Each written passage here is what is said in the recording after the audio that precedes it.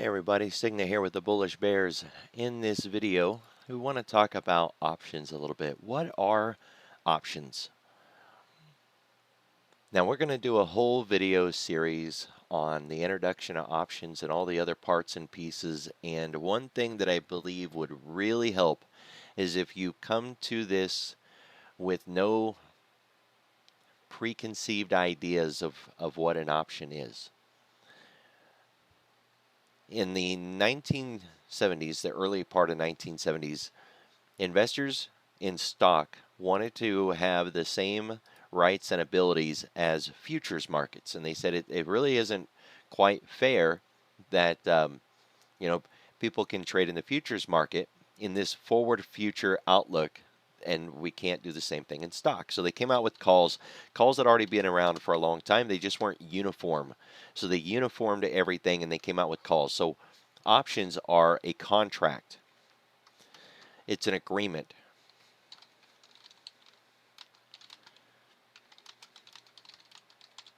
It is an agreement to buy or sell stock. That is all that an option is.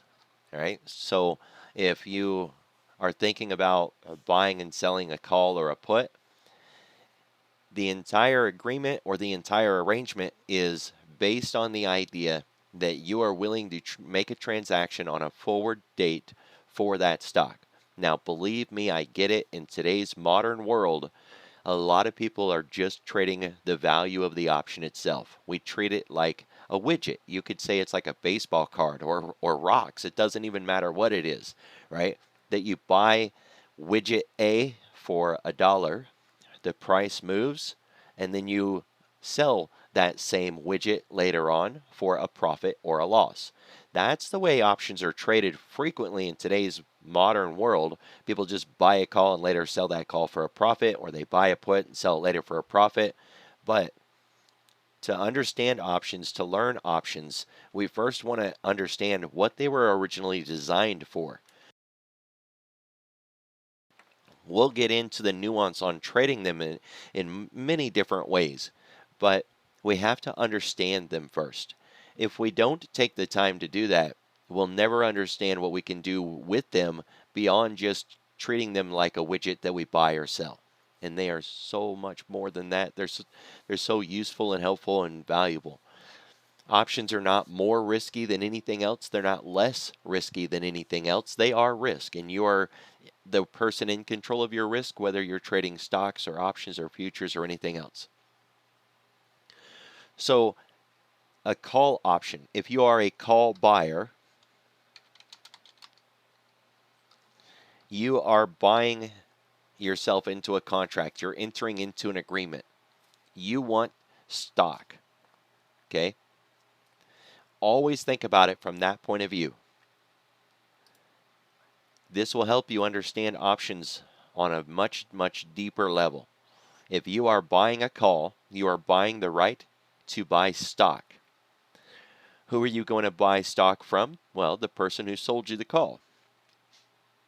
What stock price? What are you about to pay for that stock? Whatever call strike you bought.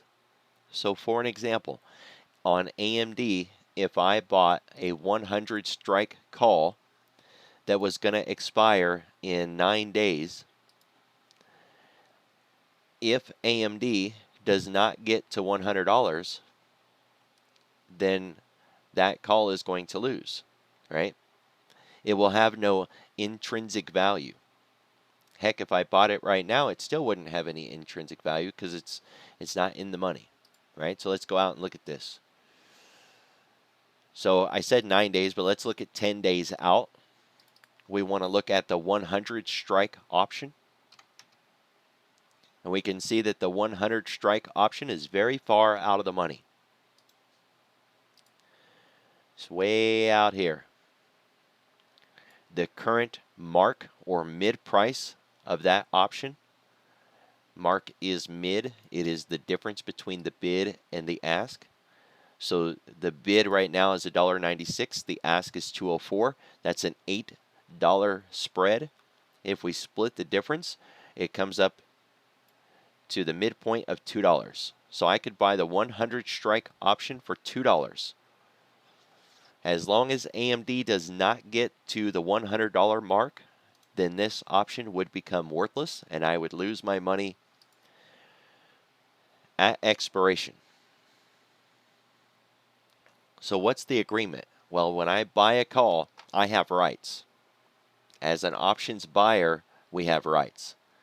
So if I buy the 100 strike call, I have the right to buy 100 shares of stock from somebody at the 100 strike.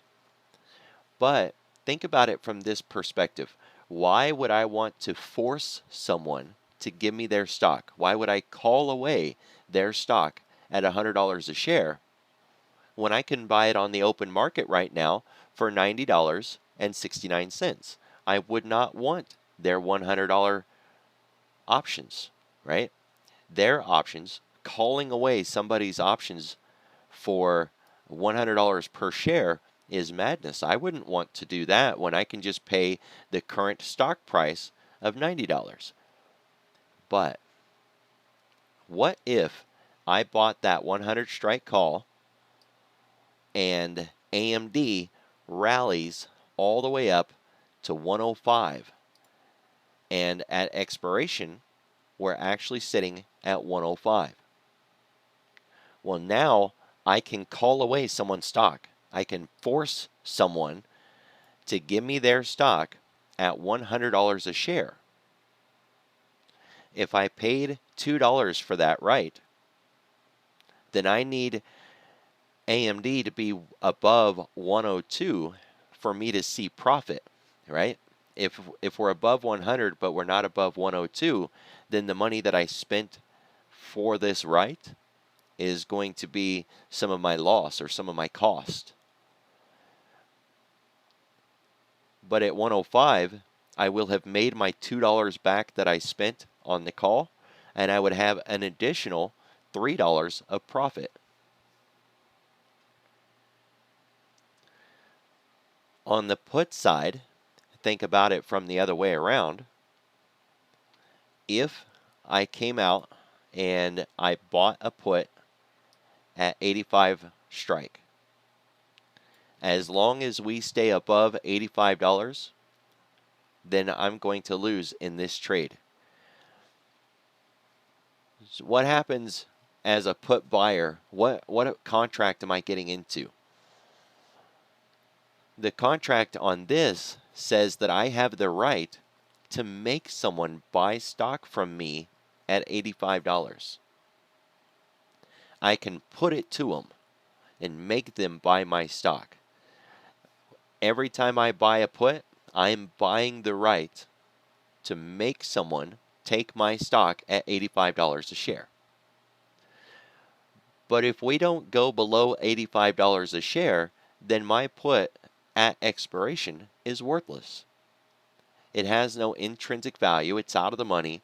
It's not worth stock. It's not worth anything. And why is that?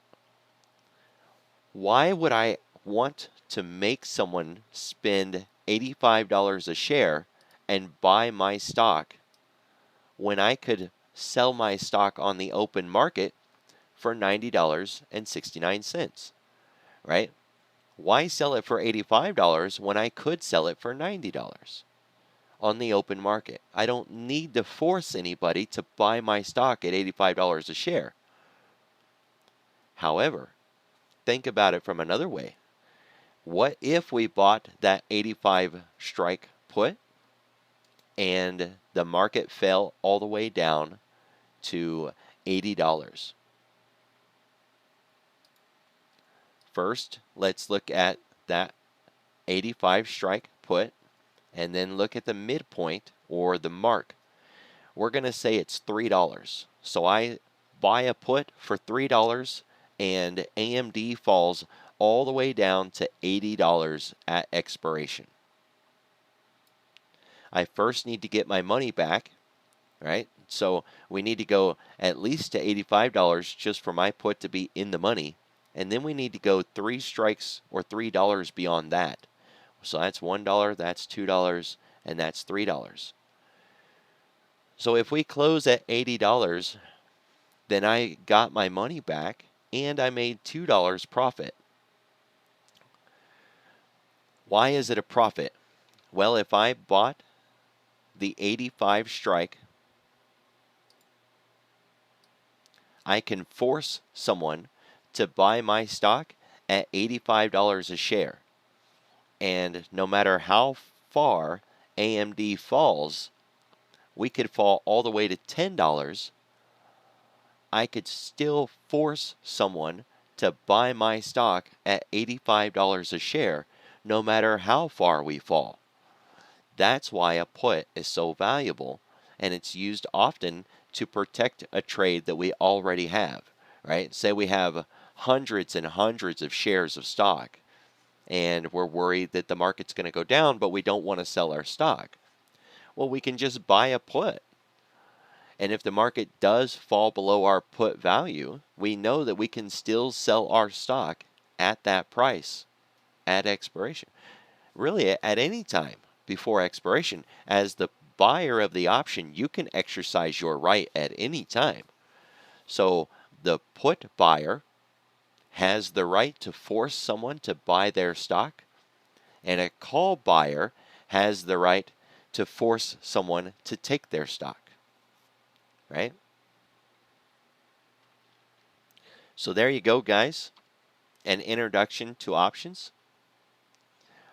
I'm going to pause the screen here and see if I can find an old contract that I had wrote. So let me try to find that. I'll be right back. All right. So this is something that I wrote a long time ago. Imagine that we are trying to enter into a contract, an agreement with somebody, and we literally want to write a contract. As a call buyer, if we wrote that contract out, it would look very similar to this. And I'm going to read it kind of, not word for word, but, let's just kind of summarize this. I agree to buy 100 shares of stock at the strike price of $368. Or the 368 strike. I understand that I have a right, but not an obligation, to buy these shares at the agreed strike price at any time if I choose to exercise my right as an option buyer. Okay? So when you buy that 368 call strike, you're buying the right to buy that stock. You buy a call, it's because you want to buy stock. You buy a put, it's because you want to get rid of stock. Now, that's a very generic way of looking at it, right? And like I said, it's really common nowadays for people to just buy a call, see the call value go up, and then sell the call an hour later and make profit. We will get into that. It's just we first need to understand what these options are. Because later on, when we roll them and we adjust them and we build spreads and butterflies and calendars and all of that, having an understanding of what we are actually trading goes a long ways. So that's a call buyer. If I buy a call, I'm buying the right to buy stock. If I'm a call seller, then I'm agreeing to sell stock. Okay? That same 368, if I sell the 368 call, then someone can force me to give them the stock at 368. Well, why would they ever want to do that, right? If Apple is at 364 and they can make me unload it at 368, why would they want that? But flip it around the other way. What if Apple's at 375 and they can buy my stock at 368? Now you can see why a call buyer would be interested in exercising their right as the buyer. So as buyers, we don't have rights. We have obligations. I'm obligated to sell my stock if that call buyer exercises their right. Right? Now I can close the trade before they exercise. If I sell a call and I want to buy it back an hour later or days later or months later, I have the right to close the trade at any time before it's exercised and before it expires. But if I don't do that, when we go into expiration, it'll be exercised, or at any time that call buyer can exercise their right and they can call away my stock. That's why it's called a call. They could call away my stock at whatever strike price I sold. And we are obligated to provide that. The same agreement works the other direction. If we were to take this same discussion to the put side, and I'm going to pause here and see if I can find that old agreement as well. I don't quite know if I'm going to find one, but it would be the same scenario just for the other side. So we'll just pause here. Nope, I don't have one, but it's the same way, and you could try to write out the contract for yourself. But this video was an introduction to what are options, and in their most basic form, options are contracts designed to facilitate the trade of stock. That's it in a nutshell. I appreciate your time, and I look forward to seeing you at the next video.